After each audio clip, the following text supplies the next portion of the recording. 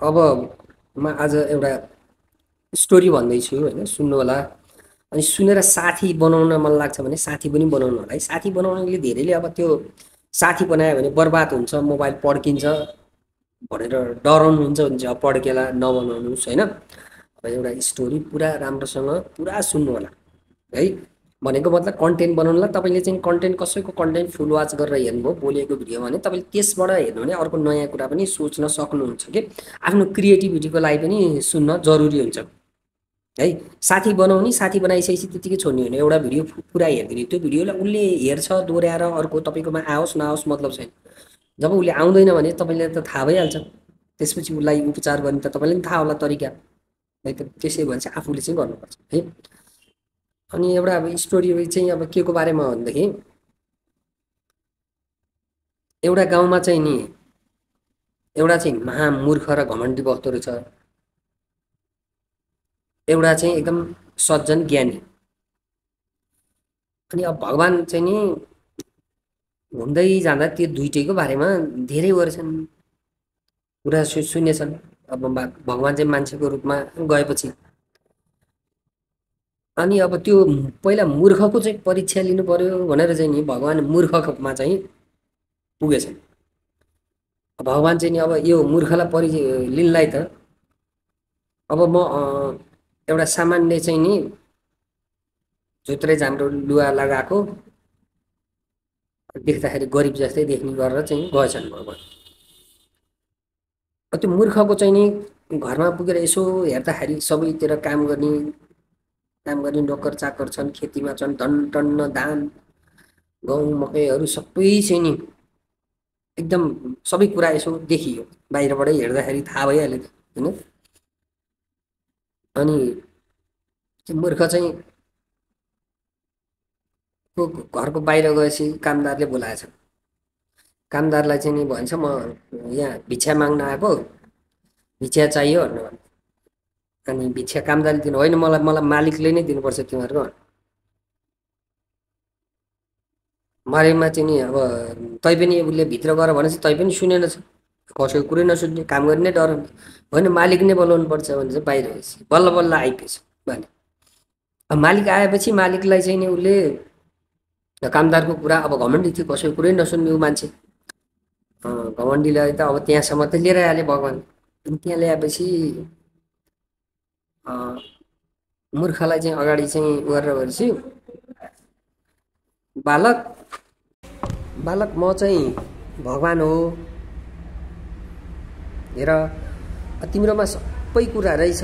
यसो मैले हेर्दाखेरि तिम्रो मनमा चाहिँ तिमीलाई के चाहिँ चिज नपुगेको जस्तो लाग्छ, के चाहिँ चिज छैन जस्तो लाग्छ, त्यो चाहिँ तिमीले मसँग वरदान माग भनेछ। उहाँ त भिख माग्न आएको भन्दैछ काम गर्नेलाई।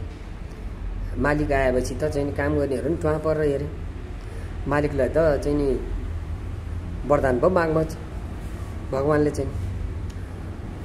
अनि यसो तलदेखि माथिसम्म हेरेर रिसाउँदै भनेछ, त अनि मलाई के वरदान दिन्छस्? तेरै अवस्था त्यस्तो छ, तेरा जस्तो त काम गर्ने मेरो चाहिँ उसमा यत्रो मान्छे छन्, ल हेर त जा ऊ तल खेतमा गएर हेर, त्यहाँ हेर भन्नु। होइन म भगवानै हो, त वरदान माग न, तिमीलाई के चाहिन्छ भन, मलाई के पनि चाहिँदैन, सबै चिज छ मलाई। तै पनि एकचोटि राम्रोसँग सोच के,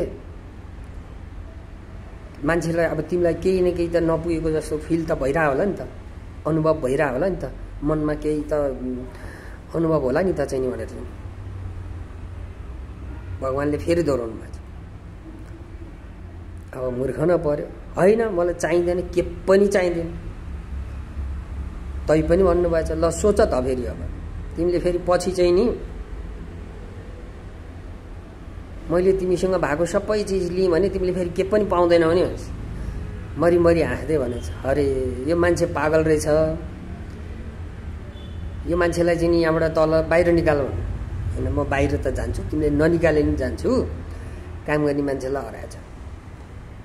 काम गर्ने मान्छेले चाहिँ बाहिर निकाल्न खोज्दाखेरि तै पनि उसले पख तिमीहरू पख भनेर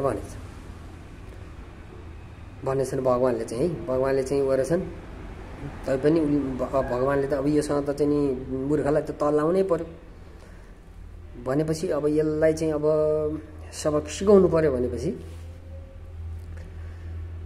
भगवानले के गरेछन् भने ल तिमीलाई के पनि चाहिँदैन सबै चिज छ तिमीसँग हैन त पक्का एकदम ल ल पछि तिमीले यदि केही गरी चाहिँ केही चिज पाएनौ भने भगवानसँग सबै कुरा तिमीसँग सिद्धियो भने एउटा चिज चाहिँ माग्नु जोसँग गए पनि त्यो हो सही र गलत के हो भनेर मैले छुट्याउन सक्नु प्रभु भनेर चाहिँ भगवानले भन्नुभएको छ फेरि यति चाहिँ माग्नु भगवान छ अरु तिमीलाई चाहिँ यदि चाहिँ दुःख पायो भनेर त्यति त भगवानले फेरि बाटो नि देखाइदिनु पर्यो किनभने अब घमण्डीलाई चाहिँ भगवानले ठिक लाउनुलाई मात्र हो अब योसँग उ गर्नु पर्यो भनेपछि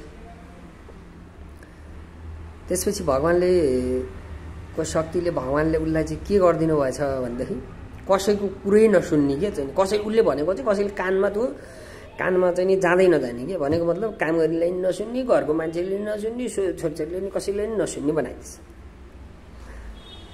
अब चाहिँ नि त्यसो बनाइदिए गए भोलिपल्ट एकछिनपछि त जो बोल्छ कोही पनि सुन्दैन उसले चाहिँ अब भगवान हो भनेर पत्यारै लागिरहेको थिएन जब सबै गर्न लागिसकेपछि उसलाई शङ्का लागेछ पैसा लिने ठाउँमा पनि गरेछ दियाले नि सुन्दैन लिनुपर्ने नि सुन्दैन कसैले नि सुन्दैन मैले उसले बोलेको त काम गर्नेलाई पिडी छ 2-4 दिन 4-5 दिन भएपछि काम गर्ने मान्छे नि छोटछोरी छोडेर हिँडे घरको मान्छेले नि छोडेर हिँडे सबै कुरो छोड्नेपछि सुन्दै नसुन्ने कोही नसुन्ने उता एक्लो भयो अनि चाहिँ उसलाई ओहो यो मान्छे भगवानै हो रहेछ मैले गर्न नहुने काम गरेछु पछुतो भयो उसलाई अब पछुतो भएपछि अब भगवानले त भनेको थिए फेरि ज्ञान वरदान माग्नुपर्छ मैले यो वरदान माग्नु भनेको कुरो उसले याद आयो हेर्नुहोस् अब कसरी माग्ने होला त के कुरा गरेर कसरी तपस्या गरेर माग्ने होला त भनेर उसले चाहिँ नि सोचेर बसेछ सबैले छोडेर गइसक्यो त्यत्रो भएको सम्पत्ति अथवा सबै कोही पनि सुन्दैन पुरै सुन्दैन सुन्दै नसुन्ने बनाइएपछि त केही लागेन नि त भगवानलाई छल गरेपछि त केही लागेन उसको